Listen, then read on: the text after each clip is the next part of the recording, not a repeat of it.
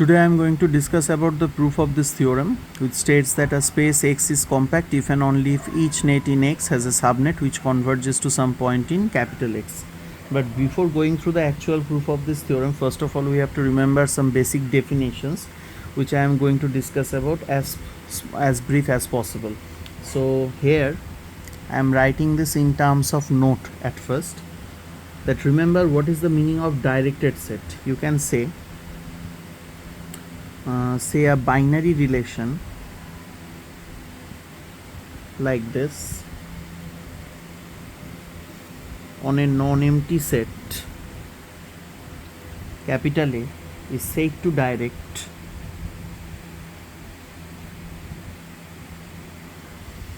capital A if number one, this relation is transitive and reflexive. I am writing all these things in brief, and for any two elements belonging to A, say m comma n, this will imply there exists another element P belonging to A such that P is related to M like this and P is related to N like this. Then the pair of the form, this one, is called a directed set.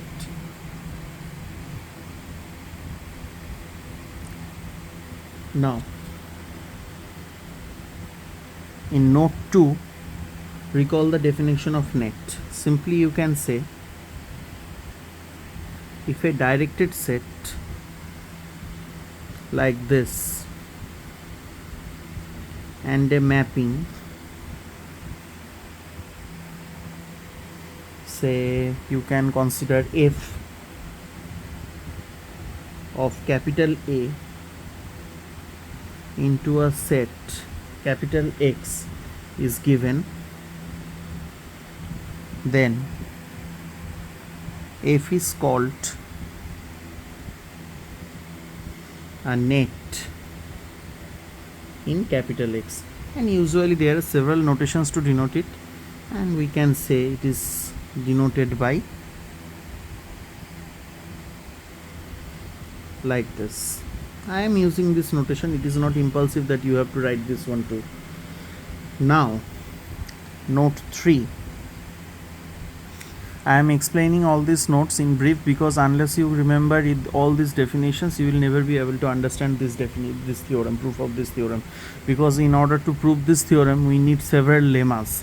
Obviously, we have to provide the proof of those lemmas also in order to get the actual proof of this theorem. But in each and every lemma, every now and then you will find this type of definitions will occur. That's why I am explaining all this. So in note 3, there is another important notation. Say we are considering a net. Obviously we have already used this notation for a net, and a set Y subset of X. Then F is number one eventually in Y. When you can use this term eventually in Y, if there exists suitable M, if there is an M that is a certain element in A such that f of n is a part of Y for all M, or better to say for all n greater or equal M. Now don't get confused. It is small m belonging to A such that fn is belonging to Y for all n greater or equal M. And also sometimes it is called frequently in Y if for each m in A you can find out a suitable element, say P, belonging to belonging to A, like this you can say frequently in Y, if for each M in A you can find out there is suitable element P in A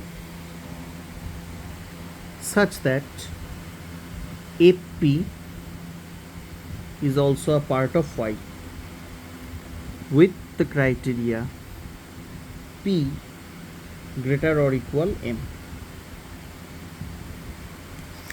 So we need this definition, that's why I have written this one here. And also you can consider another note, that a net like this is said to converge to, in a topological space you can write at first, a net like this is said to converge in a topological space, or better to say a net like this in a topological space X is said to converge to some point P belonging to X if F is eventually in every neighborhood of P. If F is eventually in each neighborhood of P. Now this definition is very important. And also there is another note related to cluster point. A net like this is said to have a cluster point, is said to have a cluster point, say small x belonging to X, if F is frequently in each neighborhood of X, in each neighborhood of X. So we need to consider all these notes initially to find out the actual proof of this theorem. Now again, as I told you earlier, in order to get the actual proof, first of all we have to make certain claims related to certain criteria which are going to be proved initially, and then with the help of those properties we can say the actual proof of this theorem can be attained. So now let us prove this one. Again I will say what is our objective. The space X is compact. We have to prove, justify this one. The necessary and sufficient condition is what? If and only if each net in X has a subnet which converges to some point in X. Now to prove this theorem,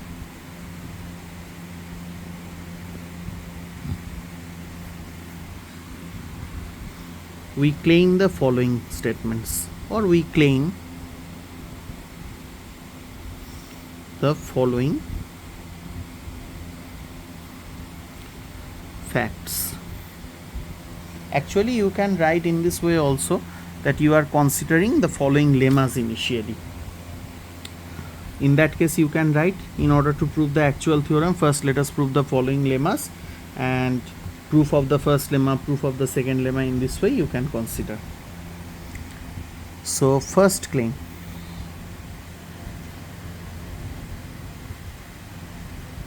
that is if X is a cluster point of a net f of x comma a like this, which is eventually in a closed set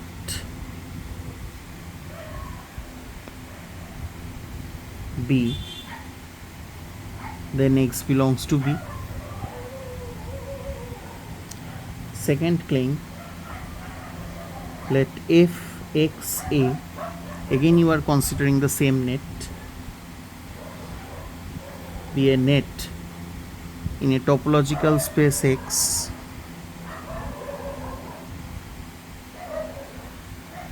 for each A in capital A, and let YA is like this. Say B is related to A in this fashion, B is also in A. Now if X belongs to intersection of closure of YA bar where A is in capital A, then X is a cluster point of F. This is our second claim. Then claim 3,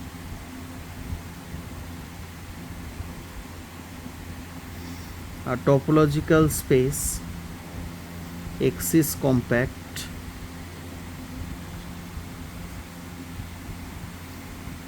if and only if each net in X has a cluster point, and the final one, claim 4 or lemma 4, whatever you say, that let us consider a net like this, and X is a point in the topological space X, then X is a cluster point of F if and only if some subnet of F converges to X. So one after another we will try to explain the proof of these claims. Obviously we have to justify, unless we cannot say how is it possible. So first you can say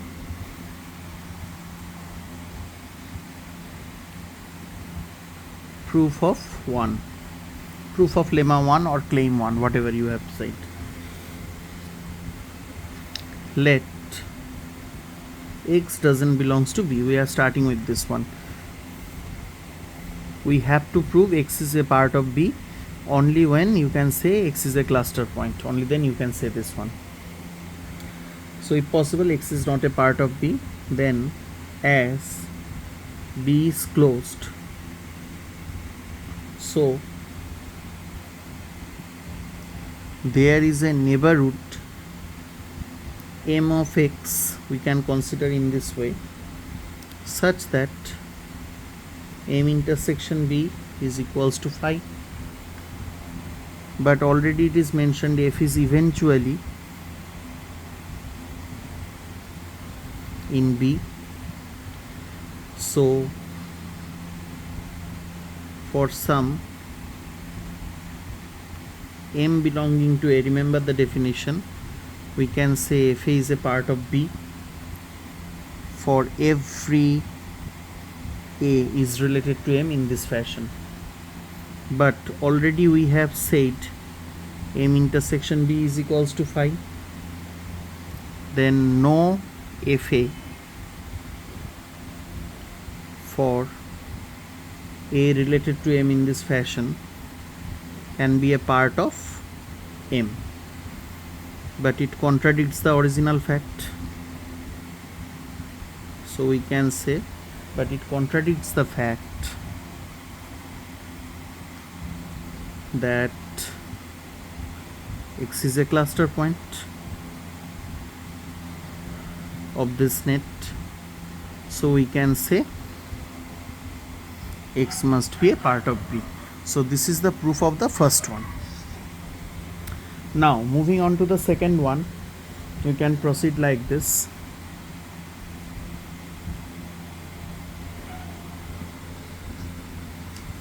That means if this relation is true, where YA is formed by this fashion, then X is a cluster point of F. So we can say if possible,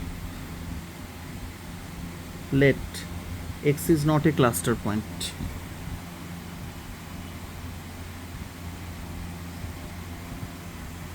X is not a cluster point of F.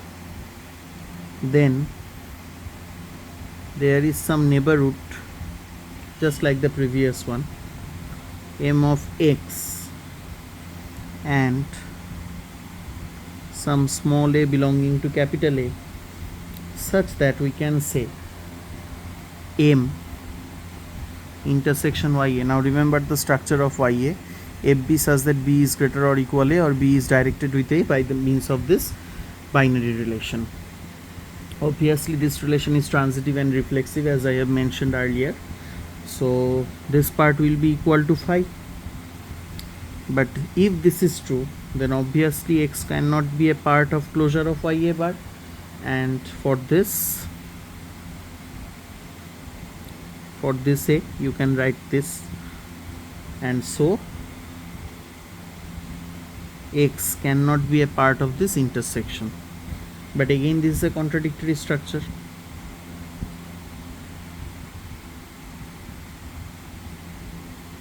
Because already it is mentioned in the question that X belongs to intersection of this. So, which contradicts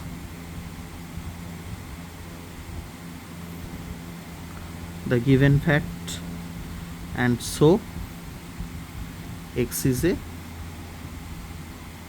cluster point of F. So this is the proof of the second one. Now moving on to the third one. This is very important. You can also consider this one as an individual theorem.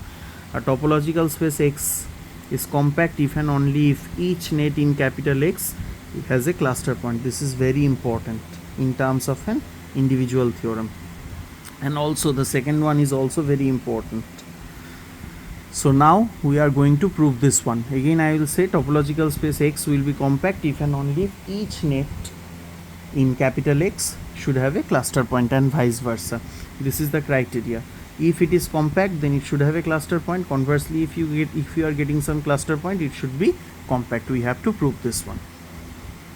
So with the help of these two, now we will try to justify this claim. So let us proceed in this fashion. Now you can start like this. Let us consider the proof of 3. So proof of 3. Let each net in X say as a cluster point, and let tau be any family of closed sets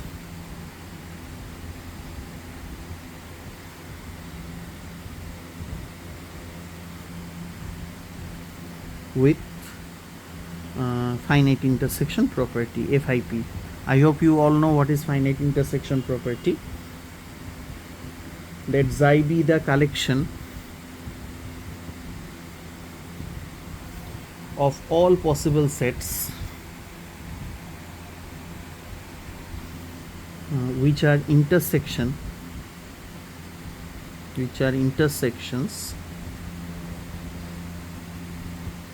over finite collections of tau.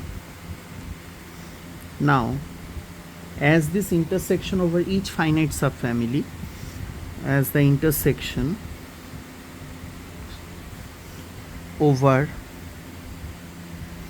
each finite subfamily of tau is a member of tau. It is obvious thing, it is a member of tau. Then what can you say? So it follows that tau is directed by set inclusion. That means finite subfamily is a part of tau. That means it is behaving like a subset. That's why I can say it is directed by means of set inclusion. Now for each C belonging to xi, we are considering this one because xi is the original collection. Let us consider if C is also a part of C. Then by hypothesis we can say that the net under consideration should have a cluster point. If x xi, and the inclusion symbol is the direction in this case. Actually this is the relation, binary relation under consideration, has a cluster point, say x. Now let B be any member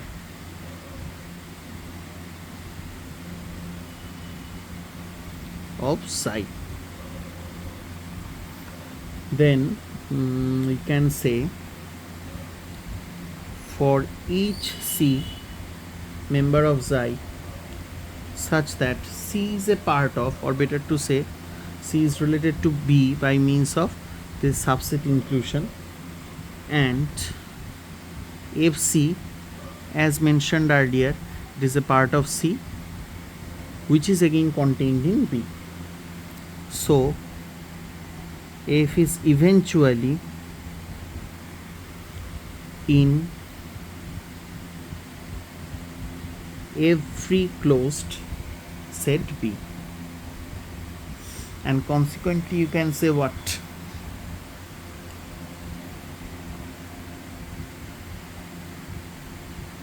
By claim 1, what we have proved earlier,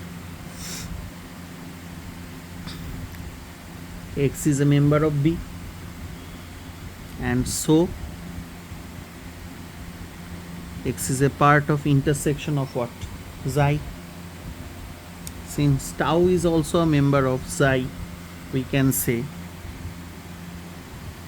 that X is also a part of intersection of tau, and so intersection of tau not equals to phi, and thus X is compact. This is the first half. And conversely, what you have to do, let X is compact and let, this is the usual net under consideration in X for A in capital A. As usual, remember we have constructed this structure YA. In this fashion we can write B is related to A with the help of this binary relation. B is also in A. Then already we have proved that the corresponding closure where A is in A has the finite intersection property as for any two elements m comma n in A, there exists a certain element, say P,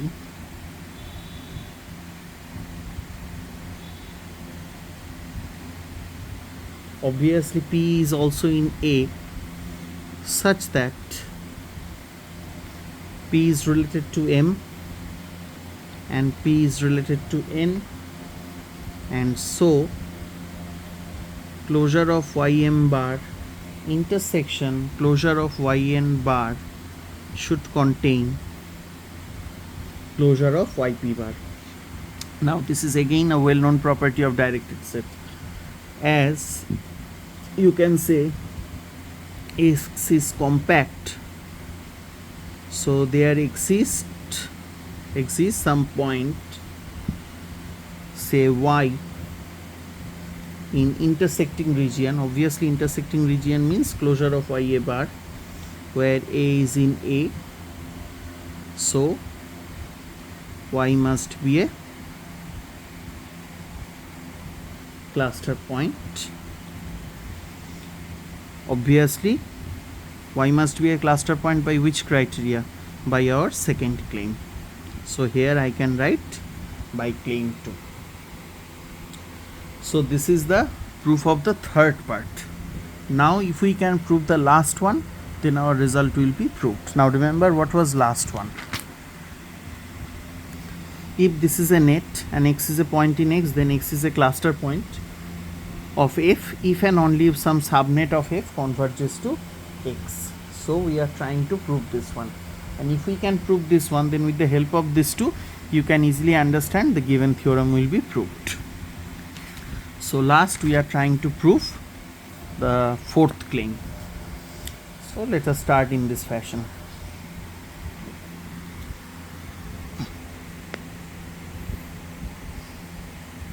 Proof of 4.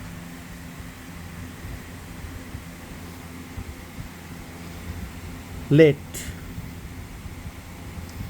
some subnet, say that is G of f, converges to x.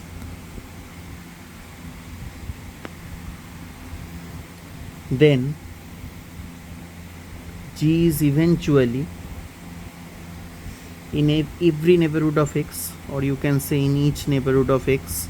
Now I have already mentioned all these terms. What does it mean? So from definition,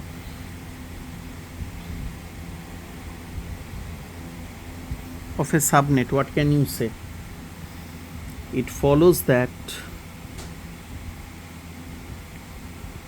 f is frequently in each neighborhood of x. Frequently in each neighborhood of x, and so x is a cluster point of f. This is the first part. Now for the converse portion we can proceed in this way. If x is a cluster point of f, then let D be the family of all neighborhoods of x, and also let us consider a new structure which is composed of this ordered pair such that A is in capital A, U is in script D or capital D, and f of A is in U. Now for some ordered pair AU belonging to B and BV belonging to B, let say AU is related to BV in this fashion. I have used this notation in order to maintain this binary structure. If and only if A is related to B in this way and U is a subset of V. Now the relation, whatever we have used here like this, is transitive as well as reflexive. You can easily verify this one, I hope so. So you can say also as this structure is given as a directed set and A comma B belonging to A implies that there exist suitable elements that implies there exists some suitable element, say some C belonging to capital A, such that C is related to A and C is related to B. In a similar manner, you can say U and V are neighborhoods of X.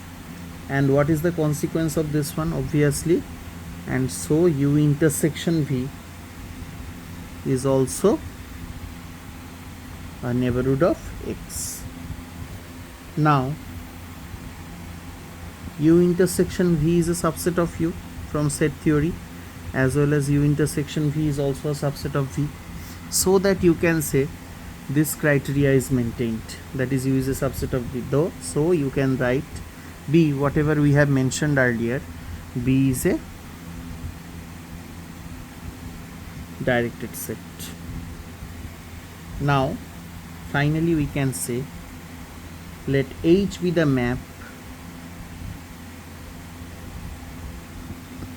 of B into A such that H of AU, again we are choosing the ordered pair and H is the mapping under consideration, like this,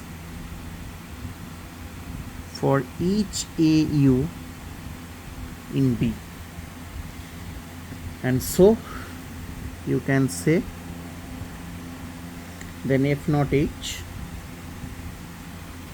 is a subnet of F. Now if you can say he is a part of D, A is any element, obviously arbitrary sense, in arbitrary sense, A is any element of A such that F of A is a part of U, and say this ordered pair is a member of B. Satisfying the criteria, this first ordered pair is related to AU, like this. Then also we can say F naught H of BW, that is this particular composite structure, should be equivalent to FB, which is a part of W, which is further contained in U.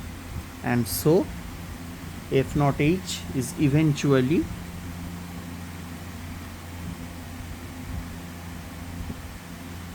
in U and converges to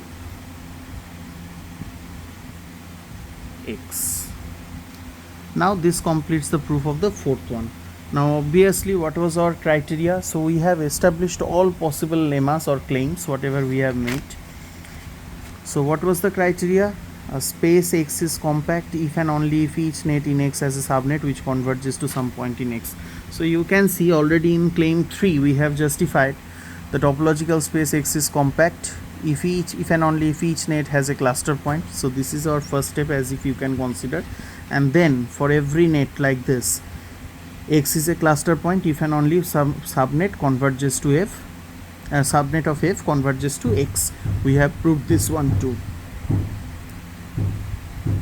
So we can say, combining these two claims, we can justify the original theorem. So in order to prove these two results, especially claim 3, in order to justify claim 3, we have proved claim 1 and 2. So if you can just make the statement of claim 1 and 2, and then you can utilize the proof of 3 and 4, then it is also sufficient to get the proof of this theorem. And obviously these things are not required to prove, but unless you know all these things, you will never be able to understand this result. So this is the complete proof of this theorem, and I hope you can prepare this one for your examination point of view. And if you have any question or any query, you can provide it via comment box. Thank you.